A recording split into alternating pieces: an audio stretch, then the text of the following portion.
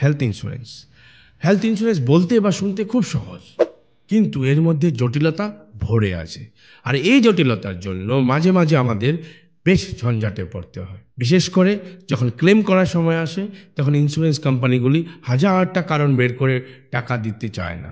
যেমন কিছুদিন আগে টলিউডের এক বিখ্যাত অভিনেত্রীর মার ক্ষেত্রে ইন্স্যুরেন্স কোম্পানি ক্লেম ক্যান্সেল করে দেয়। পরে সে প্রেস মিট করে, পরে সে ইন্স্যুরেন্স ক্লেম পায়। এই ধরনের সিচুয়েশনে আপনি বা আমি কি করব? এই সিচুয়েশনে আমরা কি পেশেন্টের কেয়ার করব, না ইন্স্যুরেন্স কোম্পানির সঙ্গে ফাইট করব? ডেফিনেটলি তখন আমরা ফাইট করার মেন্টালি প্রিপেয়ার থাকি না। তাই আজ আমি হেলথ ইন্স্যুরেন্সের অনেকগুলি পয়েন্টের মধ্যে আপনাদেরকে 5টি পয়েন্টের বিষয়ে জানাতে চাই, যেটা নাকি আপনারা স্কিপ করলে চলবে না। সঙ্গে আমি বোনাস পয়েন্টও দেব, সেগুলি জেনে নিন। First, network hospital. প্রথমেই আপনার দেখা প্রয়োজন আপনার এরিয়াতে, আপনার পলিসিতে কোন কোন নেটওয়ার্ক হসপিটাল রয়েছে যেখানে আপনি ক্যাশলেস সার্ভিস পাবেন। এক্ষেত্রে দেখা যায় পলিসিতে ক্যাশলেস সার্ভিসের কথা লেখা থাকলেও কিছু কিছু ট্রিটমেন্টের জন্য কিন্তু হসপিটালগুলি ক্যাশলেস পরিষেবা দিতে চান না। এই বিষয় নিয়ে পরে আমরা একটা ডিটেলস ভিডিও করব। Second, black listed hospital. Health policy নেওয়ার আগে ভালো করে দেখে নিতে হবে যে কোন কোন হসপিটাল ব্ল্যাক লিস্টেড হয়ে আছে, কারণ আপনার অজান্তে এই সমস্ত হসপিটাল বা নার্সিং হোম থেকে ট্রিটমেন্ট করালে আপনি ক্লেমের টাকা পাবেন না। Next, room rent. আপনার পলিসিতে কি কোনো রুম রেন্ট আছে? যদি রুম রেন্ট থাকে, সেই পলিসি না নেওয়া ভালো, কিন্তু একান্তই যদি তা থাকে সেটা কিন্তু আপনাকে জেনে নিতে হবে।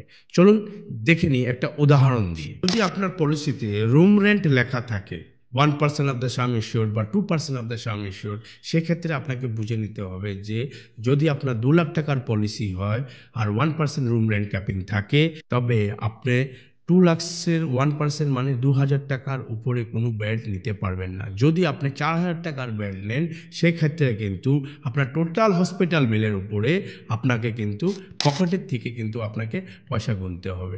তার মানে যদি আপনার 5 লাখ টাকা বিল আসে, আপনাকে 2.5 লাখ টাকা ইন্স্যুরেন্স কোম্পানি দেবে, আর 2.5 লাখ টাকা আপনাকে ক্যাশ আপনাকে দিতে হবে, কারণ 2,000 টাকার জায়গায় 4,000 টাকার আপনি রুম রেন্ট নিয়েছেন।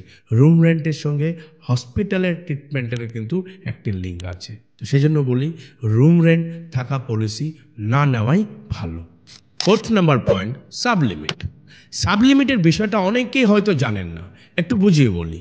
বিশেষ কোনো ট্রিটমেন্টের জন্য অ্যাকচুয়াল সাম অ্যামাউন্টের থেকে কম অ্যামাউন্ট লেখা থাকে, এটাই হলো সাবলিমিট। প্রথমেই বলা প্রয়োজন যে সাবলিমিট পলিসি না নেওয়াটাই ভালো, কিন্তু তবুও যদি বাধ্য হয়ে আপনাকে এই ধরনের পলিসি নিতে হয়, তবে আপনি আগে থেকে জেনে থাকাই ভালো যে আপনার পলিসিতে কি কি সাবলিমিট আছে আর তার কত অ্যামাউন্ট আপনি পাবেন।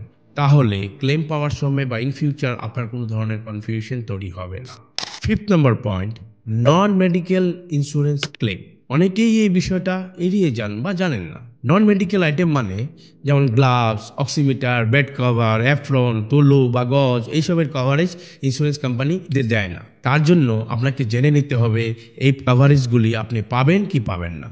যদি অনেক পলিসিতে এই কভারেজগুলি থাকে বা এক্সট্রা করে আপনাকে বলতে হয়, তো যদি আপনি এই ধরনের কভারেজগুলি নেন, তবে আপনাকে ইন ফিউচার ক্লেমের সময় অনেক বড় একটা অ্যামাউন্ট বেঁচে যাবে। আর সবার থেকে বড় জিনিস কি জানেন? যখনই আপনি হেলথ পলিসি নেবেন, আপনাকে কিন্তু সঠিক ইনফরমেশন আপনাকে জানাতে হবে। আপনি যেমন সঠিক ইনফরমেশন জানাবেন, ঠিক তেমনই ইন্স্যুরেন্স কোম্পানিও কিন্তু আপনাকে সঠিক পলিসি দিতে বাধ্য। এই ভিডিওর শুরুতেই বলেছিলাম আপনাকে একটি বোনাস পয়েন্টের বিষয়ে বলব।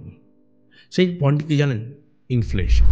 প্রত্যেক দিন আমাদের নিত্য প্রয়োজনীয় জিনিসের দাম বাড়ছে, ঠিক তেমনই হসপিটালের ট্রিটমেন্ট কষ্টও বাড়ছে। আপনি যে পলিসিটা আজকে নিচ্ছেন, মানে 2 লাখ, 5 লাখ, 10 লাখ যাই নিচ্ছেন, আজ থেকে 10 বা 15 বছর পরে কিন্তু সেই ট্রিটমেন্টটা হবে না।